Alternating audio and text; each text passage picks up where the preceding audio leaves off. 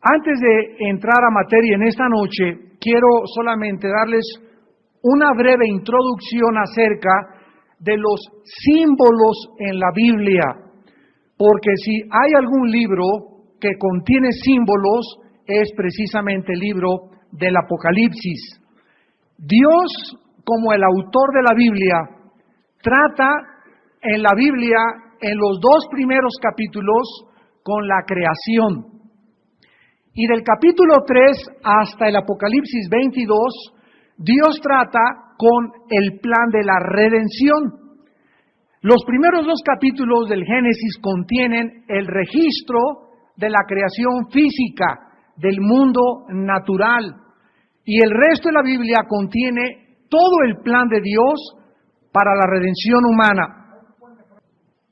Dios usa la Biblia, las cosas naturales, como los peces, las aves, los seres humanos, las semillas, los árboles, etcétera, etcétera. O sea, todas las cosas naturales criadas y las convierte en símbolos.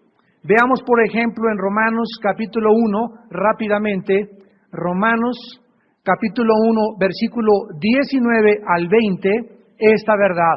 Dios usa las cosas naturales de la creación para convertirlas en símbolos. Creo que esto debes apuntarlo en tu Biblia, en tu libreta, porque es básico. Dice en Romanos 1:19, porque lo que de Dios se conoce, les es manifiesto, pues Dios se lo manifestó. Porque las cosas invisibles de Él, o sea, todas las cosas que nuestros ojos naturales, nuestros oídos naturales, no alcanzamos a percibir, su eterno poder y deidad, se hacen visibles. Dice Romanos que Dios convierte lo invisible y lo hace visible. ¿Cómo? A través de la creación. A través de las cosas creadas. Entonces, cuando Cristo bajó al mundo y comenzó a enseñarnos las verdades del mundo que no se ve, que es más real que el se ve, ¿cómo podía Cristo ilustrarnos algo que no hemos visto nunca? Por ejemplo, si yo tengo un ciego enfrente de mí y me dice el ciego, dime cómo es las nubes. Y yo le digo, son como el algodón, lo dejo en las mismas, porque en su vida ha visto el algodón. Pues fíjate que son blancos, tampoco podría concebir en su mente el blanco, porque jamás ha visto el color blanco. Entonces, no existe un punto de referencia para yo poder transmitirle o comunicarle al ciego algo que nunca ha visto. Entonces, para que yo pudiera explicarle algo, él tendría que tener un punto de referencia, pero no lo tiene. Entonces, cuando Cristo baja a la tierra, Él necesitaba un punto de referencia para decirnos, el cielo es así, el reino de mi Padre es así, y para poder ilustrarnos todo aquello que jamás hemos visto, usó los árboles, las semillas, los peces, las monedas, las cosas, los animales, las víboras, los borregos, por ejemplo, para compararnos cómo somos nosotros, ilustró a las ovejas. Entonces vemos que todas aquellas cosas que pertenecen al poder de Dios y a su deidad se hacen visibles a través de la creación, siendo entendidas por medio de las cosas hechas, de modo que no tienen excusa. Cuando Cristo quiso ilustrar la resurrección, 1 Corintios 15, Pablo le dijo a las personas que lo interrogaban, eres un necio, nada puede vivir si no muere antes. ¿Y cómo ilustra la Biblia la resurrección? A través de una semilla. La semilla tiene que caer, tiene que tener el contacto del agua, de la tierra, de la humedad, del viento y del sol, para que pueda romperse, comenzar a descender las raíces y ascender el tallo y dar fruto. Así dijo Cristo en la resurrección de los muertos. Nuestro cuerpo es como una semilla que tiene que morir y ahí nosotros ya deshechos totalmente, Dios levanta y comienza a hacer una nueva creación enteramente diferente. Y el cuerpo de la sandía, el cuerpo de la mazorca, el cuerpo de lo que se entierra, no es igual al cuerpo que es puesto en la tierra. Es un cuerpo totalmente diferente. Así hay cuerpo animal, hay cuerpo espiritual. En fin, esto es lo que se llama el lenguaje de la creación, que se convierte en el lenguaje de la redención. Apúntalo, el lenguaje de la creación, Dios lo transforma, lo convierte en el lenguaje de la redención. Mientras más leemos la Biblia, hermanos en Cristo, más vamos a descubrir que el lenguaje de la creación es el lenguaje de Dios, de las señales y de los símbolos. Entonces, cuando llegamos a la Biblia y encontramos a una mujer ramera, capítulo 12, a una mujer rodeada del sol y de la luna, el capítulo 13, a una bestia, encontramos ¿qué cosa? Símbolos. Esos símbolos tenemos que encontrar su realidad y lo que significan dentro de la misma Biblia. Aquí es en la Biblia donde tenemos que descubrir y encontrar lo que Dios nos quiere decir con una mujer ramera montada sobre una bestia, lo que nos quiere decir con una ciudad como el capítulo 18, lo que nos quiere decir Dios con unos cuernos, con las cabezas, y todos estos símbolos encontramos su significado ¿en dónde? En el lenguaje de la creación. Vean por ejemplo también en Mateo capítulo 13. Mateo capítulo 13, versículos del 10 al 11. Mateo 13, del 10 al 11, esta verdad que acabamos de enunciar. Acercándose los discípulos, le dijeron, ¿por qué les hablas por parábolas? O sea, Señor, ¿por qué estás contando cuentos? Y estás escondiendo detrás de los cuentos verdades ocultas. Y esto fue precisamente lo que Dios quiso hacer con el mundo cuando Él vino y lo que Él está haciendo y lo seguirá haciendo con todos nosotros.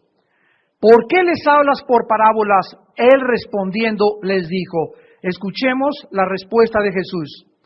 Porque a vosotros os es dado saber los misterios del reino de los cielos, mas a ellos no les es dado. O sea que cuando Cristo baja al mundo, no cuenta cuentos así o misterios con un lenguaje rebuscado, florido, etcétera, etcétera, sino que les habla, el sembrador salió a sembrar la semilla, y la semilla cayó junto al camino, otra semilla cayó y se impidió su crecimiento por las piedras, a otra cayó y dio fruto, y detrás de todos estos cuentos, podríamos llamarles así, o parábolas, que es un lenguaje que ilustra algo celestial con algo terrenal, Dios esconde la verdad. Porque Dios quiere que nadie encuentre la verdad más que aquellos que la están buscando. Cuando Cristo estaba ante Pilato, Pilato le dijo, ¿eres tú el Cristo? Y Cristo le contestó, mi reino no es de este mundo. Si mi reino fuera de este mundo, mis servidores bajarían y pelearían y no me hubieran entregado con los judíos. Yo soy de la verdad y todos aquellos que son de la verdad dan testimonio y oyen mi voz. Entonces nosotros descubrimos que esto es exactamente lo que el Espíritu Santo nos quiere revelar. Ahora ven ustedes lo que dice aquí en Mateo capítulo 13, versículo 13. Porque, por eso les hablo por parábolas, porque viendo no ven y oyendo no oyen ni entienden. ¿A quiénes Dios les dio el privilegio de conocer la verdad? ¿A quiénes? A nosotros, a los que tenemos al Espíritu Santo. A nosotros Dios nos dio el privilegio de que nosotros conociésemos el misterio de su voluntad. Y las demás personas del mundo vienen a la Biblia y esto no puede ser de Dios. ¿Cómo puede haber tanta sangre? Esto es una contradicción. ¿Y cómo se le llama a David el varón de Dios y adulteró y mató? ¿Y por qué aquí se manda que la pena de muerte? Y el mundo, al venir al mensaje, a la carta de Dios, choca con la Biblia porque no les es dado conocer los misterios del reino de Dios. Si a nosotros, ya teniendo el Espíritu Santo y teniendo la Biblia, nos cuesta poder realmente entender esto mucho más a ellos. Vean ustedes en 1 Corintios 2, 1 Corintios 2. Primera de Corintios capítulo 2, versículos 6 al 7. Esto es bien importante para entender el Apocalipsis. 1 Corintios 2, del 6 al 7. Sin embargo, hablamos sabiduría entre los que han alcanzado, ¿qué cosa? O sea que ya siendo cristianos, ya nosotros conociendo y teniendo al Espíritu Santo, tenemos nosotros aún todavía la responsabilidad de madurar.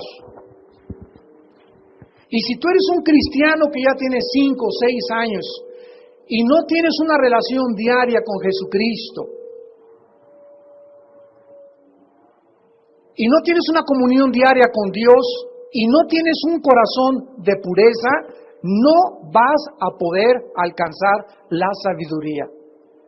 Hablamos sabiduría entre los que han alcanzado madurez, y sabiduría no de este siglo. O sea, el conocimiento de Dios no es de Sócrates, no es de Demóstenes, no es de Carlos Sagan, no es de Alberto Einstein, no es las conclusiones científicas de determinadas personas, es una sabiduría que en este mundo no se puede alcanzar a través de la mente humana, ni a través de la investigación y mucho menos a través de experimentos científicos. Dice el versículo 7, la sabiduría de Dios en misterio. O sea, está escondida la sabiduría de Dios. Los secretos de Dios están escondidos de la mente natural del ser humano. La sabiduría oculta, la cual Dios predestinó antes de los siglos para nuestra gloria. Versículo 10. Pero Dios nos la reveló a nosotros a través de un PhD, de un doctorado en filosofía, en ciencias y en astrofísica. ¿Eso dice? La sabiduría de Dios nos la revela Dios a través de su Espíritu Santo. O sea, si tú me escuchas y no tienes al Espíritu Santo, nunca, aunque seas muy inteligente, aunque tengas 3 títulos académicos en ciencias políticas, en filosofía y letras y en cualquier área de la disciplina de la ciencia que tú me quieras mencionar, vienes a la Biblia y te vas a estrellar contra la Biblia, porque es una sabiduría escondida, solamente revelada si tienes al Espíritu Santo morando en tu corazón. Dice, porque el Espíritu todo lo escudriña, aún lo profundo de Dios. Y en el versículo 11 se hace una pregunta o se cuestiona lo que ahorita conocemos como la psicología. Y esto fue escrito 19 siglos antes que Sigmund Freud creyera que el problema humano se encuentra en la psique. ¿Quién de los hombres conoce las cosas del hombre sino el espíritu del hombre que está en él? O sea, si tú quieres conocerte a ti mismo, ¿cómo te vas a conocer a ti mismo si tu espíritu está muerto hacia Dios? Porque la revelación de la Biblia es que nacimos muertos espiritualmente.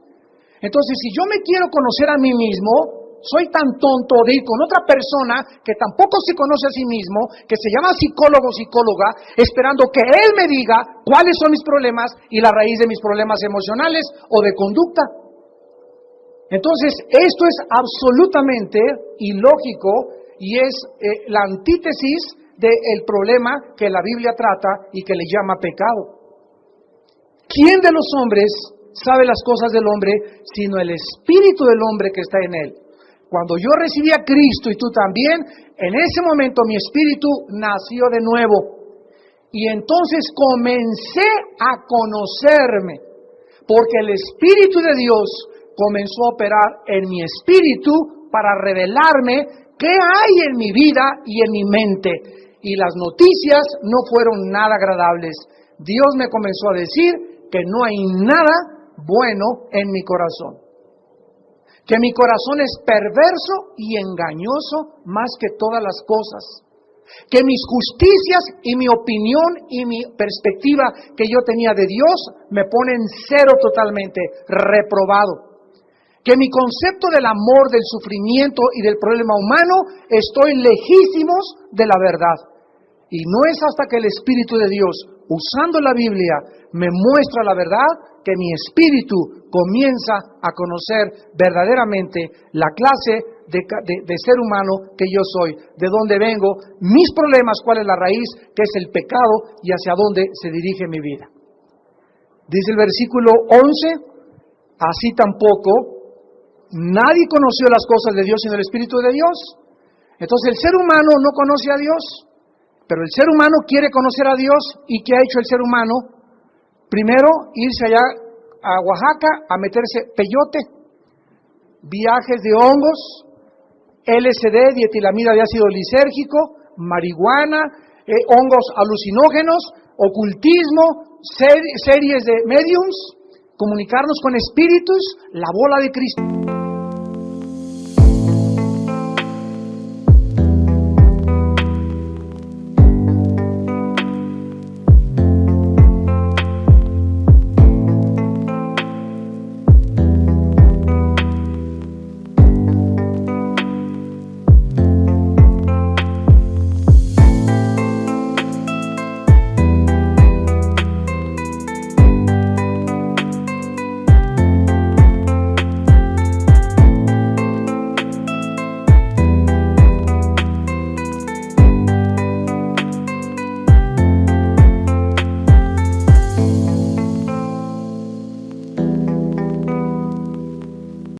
Consultar a Walter Mercado, consultar los horóscopos, irse a los lamas de la India, meterme en un convento, ponerme en meditación en flor de loto.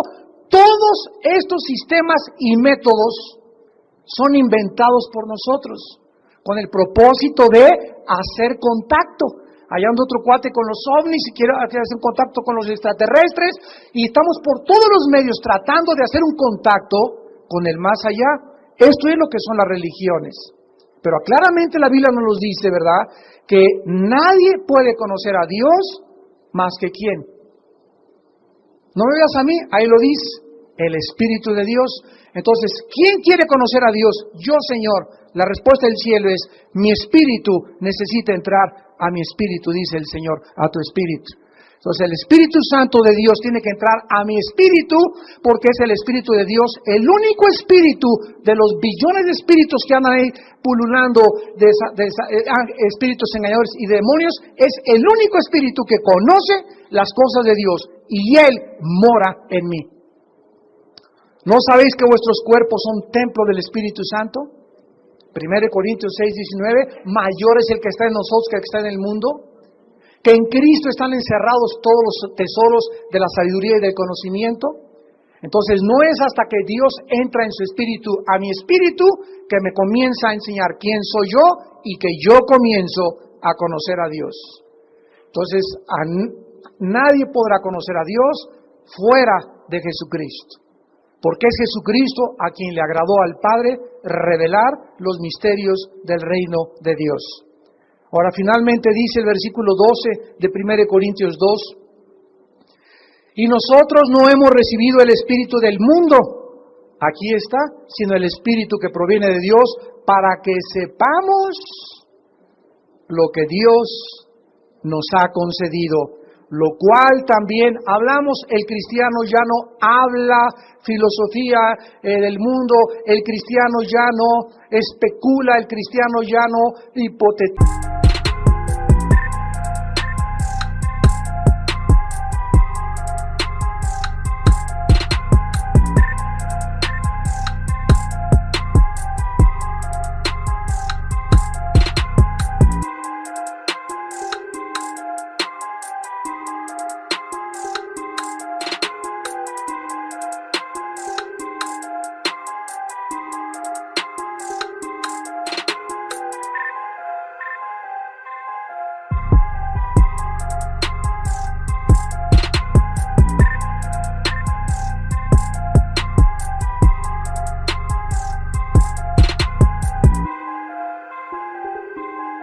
El cristiano ya no está hablando barbaridades, ni mitos, ni leyendas, y que vi que se me apareció y que a lo mejor creo que no estoy seguro, quizá, no, chance y, ya cuando hablamos decimos, así dice el Señor.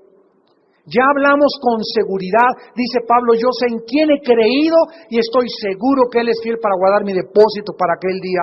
Hablamos con seguridad, hablamos con autoridad. Ya no decimos, puede que el mundo comenzó a través de una selección natural, de una sola célula, y pues creo que esto puede ser la verdad, y pues hay 5 verdades, pues todas las religiones llevan a Dios, pues no sé cuál es realmente la verdad absoluta, sino que hablamos precisamente con la autoridad que la Biblia nos da, porque es la palabra de Dios, la palabra final que derrumba argumentos y toda altivez que se levanta contra el conocimiento de Dios, llevando cautivo todo pensamiento a la obediencia a Jesucristo. Y finalmente dice el versículo 14, pero el hombre natural, o sea, el hombre que no tiene al Espíritu Santo, ese es el hombre natural en la Biblia, no percibe las cosas que son del Espíritu de Dios, porque para él son ¿qué cosa? Aquí está, para el hombre natural, para tu cuñado, tu cuñada, tu suegra, tus amigos que no son cristianos, le es locura la Biblia. No las pueden entender porque se han de discernir espiritualmente. Entonces Dios ha escondido, en resumen, verdades dentro del rango de las cosas y de las criaturas criadas, como la creación de la tierra, el sol, la luna, los océanos, las semillas, los peces, las aves y todo lo que existe absolutamente. Detrás de todo, de ese lenguaje existe símbolos escondidos de Dios. Por ejemplo, el mar, ¿qué significa en la Biblia? El mar significa los pueblos y las naciones y los seres humanos que son como el mar, que arroja espuma y vergüenza y no se puede estar quieto. Para ilustrar la humanidad, Dios usó el mar, la inestabilidad de los océanos, para ilustrar la inestabilidad emocional del ser humano.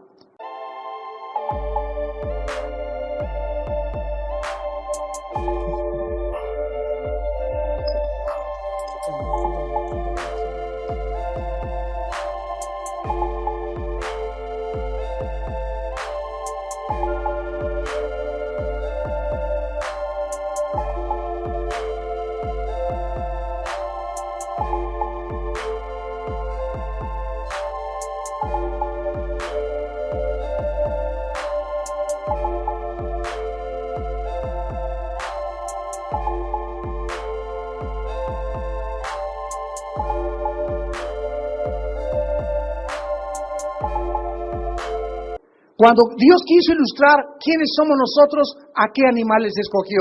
¿A las moscas? ¿A los camellos? ¿A los canguros? ¿A las cabras? ¿A los caballos? No, escogió a las ovejas. Y cuando te pones a estudiar la vida de las ovejas, como lo hemos visto, descubres por qué a los cristianos se nos compara con ovejas. Porque es el único animal que vive dentro de un rebaño y que no pueden sobrevivir sin un pastor. Porque son torpes, porque son brutas por naturaleza, ojalá que te pongas el saco, semiciegas, tontas, indefensas y todas las características de las ovejas, podemos nosotros adjudicárnoslas y entender por qué se nos compara con las ovejas. Cuando se nos dice que seamos prudentes como la serpiente, es porque la serpiente es el único reptil que antes de poder atacar a su víctima, calcula el tiempo y la distancia. Cuando Jesús dice sean prudentes como la serpiente, nos dice nunca tomen decisiones impulsivamente. Miran, calculen la distancia, con quién te vas a casar, qué casa vas a comprar, lo que vas a hacer en la vida. No actúes así, sino piensa, calcula el costo antes de ponerte a edificar o hacer una compra o casarte o lo que sea. Así pues vemos en toda la creación, Dios usa todo lo que está creado para mostrarnos los símbolos escondidos y se llama el código secreto de Dios. En el resto de la Biblia y tejido a través de todos los 66 libros de la Biblia, Dios toma el lenguaje de la creación y lo convierte en el lenguaje de la redención, que es, repito, su código secreto. Solo mientras la criatura conozca a su Creador, podrá entender el lenguaje de los símbolos. Entonces no necesitas una gran inteligencia para venir a Apocalipsis, necesitas conocer a Dios y tener una relación con Dios para que a través de 5, 10, 15 años de tu vida vengas a Apocalipsis y comiences a entender tantos símbolos, porque es el libro que más símbolos tiene de toda la Biblia.